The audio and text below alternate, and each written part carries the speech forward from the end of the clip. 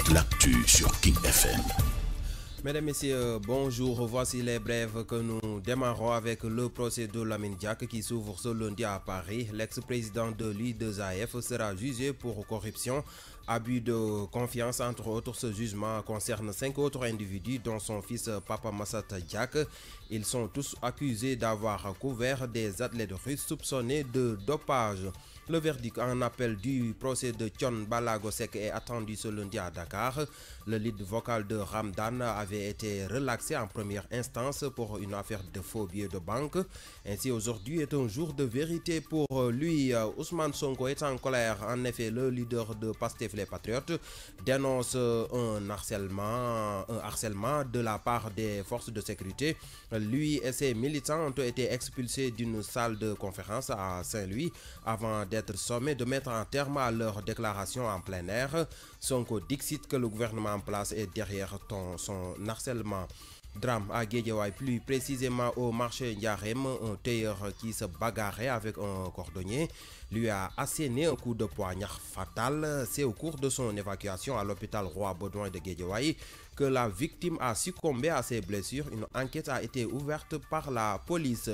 Sport, la 5e journée de la Ligue 1 de football au Sénégal. Hier, l'AS Pikine de Génération Foot ont fait match nul, un but partout au stade Alassane Djigo de Pikine. À Ziguinchor, Casa Sport a été battu par Mbour Petite Côte par 2-0 au classement. Donc Teungueth FC à la tête, suivi de l'AS Douane au bas du tableau. On retrouve l'US Gorée. Pour la musique du jour, nous vous proposons Dior Mbaye. L'auteur de Demna, qui était sous le label de Gelongel Music, vient de mettre sur le marché un nouvel opus intitulé Malafal, produit par Zizar. Écoutons.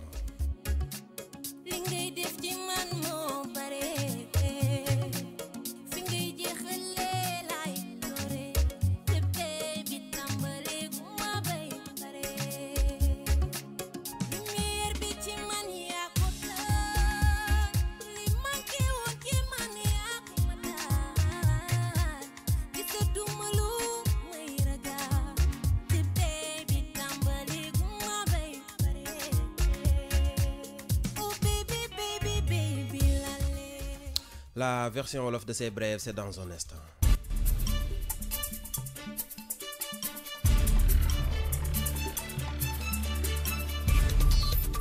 Yéen a ngi déglu King FM ci 99.4. xibaar yi tënk lay doon dañ koy tàmbale ak procès bu Lamine Diack jàppale ni tey jii lañ koy ubbi ca diwaanu Paris ga nekk ca France. Moom mi fi nekkoon kon njiitul I2AF dañ koy toppe mbirum guerre, abus de confiance ak yeneen i mbir. Moom nag àtte boobee am na yeneen i mbir yoo xam ñeneen juróom yoo xam si bokk nañ ca te laale nañ ca mbir ma ca ñooña sax bokk na ci doomam di Papa Massata Diack. Ñoom ñëpp liñ leen di tuumal moo di ne kon dañ doon dimbali ay athlètes russes ci jamono jooju te fekk ne dañu doppewu woon beneen wàllum yoon moo di kon mbirum Thione Ballago Seck. Moom it tey jii tribunal bu Ndakaaru dina ko yëraat. Moom mi la di lead vocal bu Ramdan jàpp leen ni dañ ko daal di bàyyi woon ci première instance gannaaw bi ñu ko jàppe woon ak mbiri faux billets. Moom nag kon tey jii dinañ xam ba xam lu yoon di mujjee ci moom Thione Ballago Seck. ñu wax ci Ousmane Sonko mi nga xam maire bu futtu la def. Moom mi la di njiitul Pastef les Patriotes nee na kon démb benn réunion bu mu doon amal ak ay naataangoom fële ca Saint-Louis. ay takk der ñoo ko fekk ca salle de conférence bu mu ko doon defee ngir génne ko fa ba tax ab déclaration mu mujj koo defee ca biti. Thione Seck nee na nag lii lépp gouvernement bu Macky Sall moo nekk ca ginnaaw waaye mënuñu ko tere continuer ab liggéeyam. njombe moo am fële ca Guédiawaye rawatina ca marché Ndiarème. benn téer ak benn cordonnier di defarkatu di ab awkat ñoo fa doon xeex. téer ba kon daal di koy jam ab ciseau ba mu jaare fa ñàkk bakkanam. moom sax bi ñu koy yóbbu ca l'hôpital Roi Baudouin ca yoon wa ca la daal di ñàkke bakkanam. police ubbi na ca ab enquête.